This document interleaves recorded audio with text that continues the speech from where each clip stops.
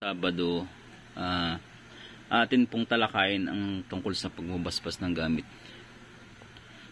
Isa po ito sa ating tradisyon na yung pagbabasbas ng gamit.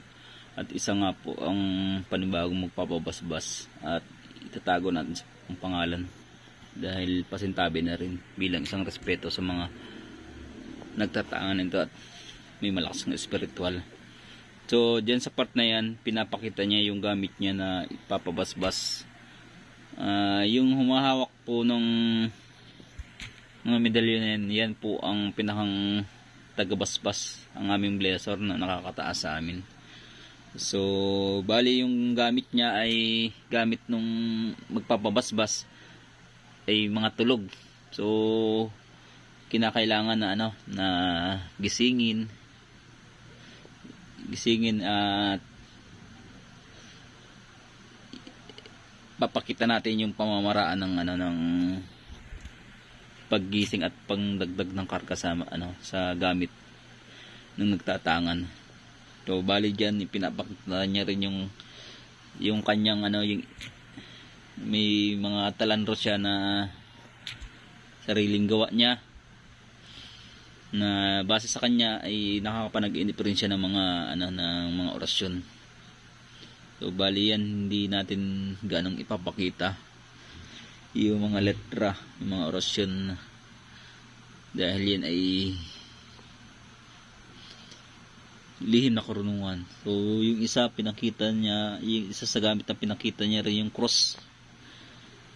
Yung cross na na napakatagalan sa kanya, maana pa daw niya sa yan.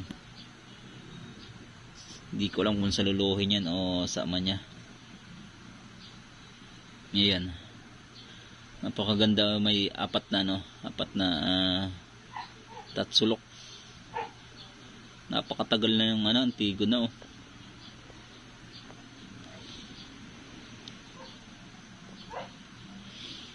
To ayan ang ginagawa ng aming blessor.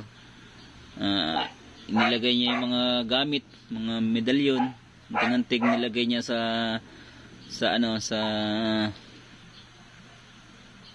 panyo. Habang nilalagay ng blessor namin sa panyo, nagpapakita rin yung magpapabasbas ng ilan sa kanya mga mutya. Meron siya ng mutya ng langka, kalamansi. Yan, sa langka yan. Napakaraming gamit ng nagpapabasbas. Yan, halos yung mga gamit niya, yung mga sinauna, may susi, may San Miguel, may Maria, nakaalong si Jesus ng baby pa. Pinapaliwanag ng aming blessor ng kung ano yung mga taglay na kakayahan ng mga medalyon. Ayan. May pinakita pa siya na yung pangil ng yung kanto. Bali bigay sa kanya nung Biyernes Santo. Ayan.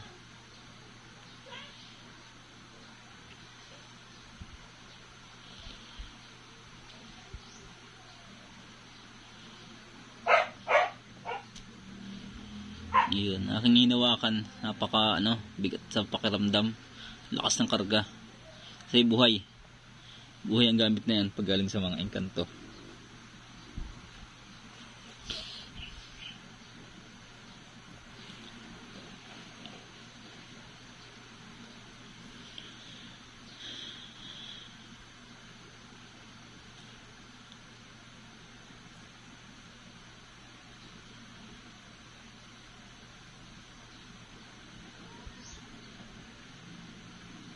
Yan, diyan sa bandang bahagi ng ganyan, naglagay tayo ng incense at kamangyan sa palayok na siyang gagamitin sa pagpapausok ng medalya. Pinakita rin ng isa natin sa kasamahan yung bigay sa kanya ng mga gamot mutya na ika ay kumukulo pag may kalaban. May ano kasi may langis ng nyug na galing sa libo ng nyug, may inom sa panggamot. Inihanda ng aming blesser ang pagbubasbas sa gamit. Nagtirik kami ng kandila bilang paggising sa sa gamit ng isa sa magpapabasbas.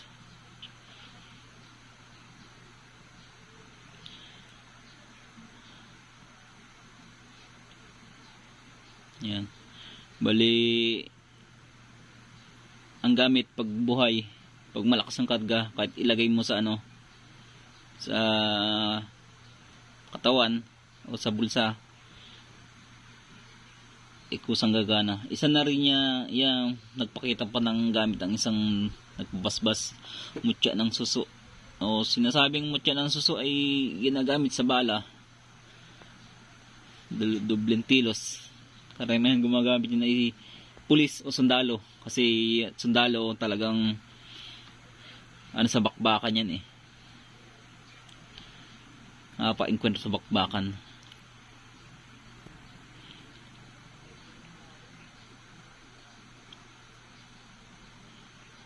Nagpakita rin siya ng mutya ng lukan, buong buo.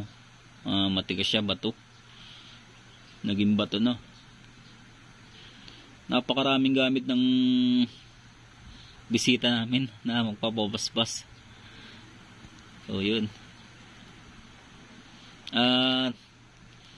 Habang nagpapausok, papakita rin siya ng kawayan na salubong. Yun ay ginagamit ginagamit ang salubong ng kawayan sa negosyo.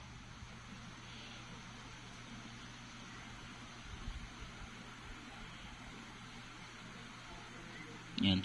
Sa part na yan, habang pinapausukan ng aming blesser,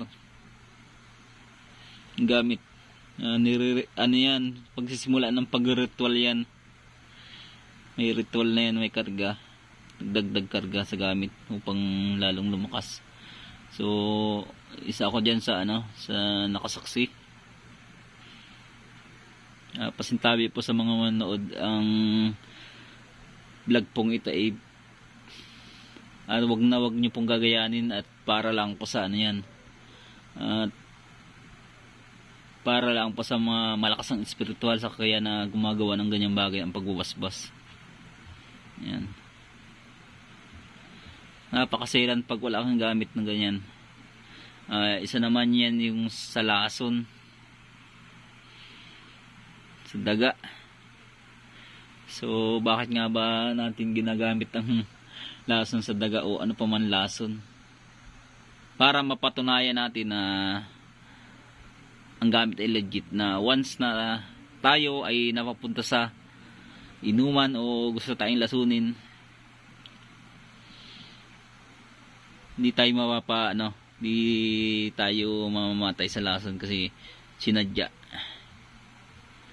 Pero wag po tayo magsasadya ng yung sa sinasabi ko nga po na isa lang po may kailangan yan, ang aming blesser. Makakataas sa amin at mataas pong paghanga sa aming blesser na yan.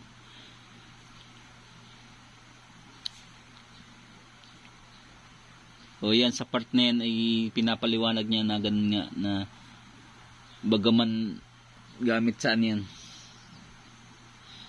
sa pangkalahatan, na wag mong susubukin kasi may ritual po yan. Yan ay tetestingin kung hanggang saan ang abilidad ng iyong agimat o anting-anting o yung tangan sa katawan. Yan, nilagyan po ng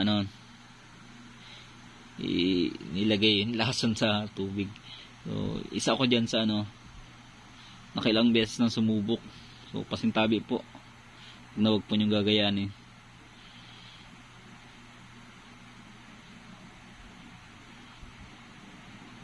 Ang pagbubasbas po kasi ng aming blesser ay pamagitan taga at pag-inom ng lason.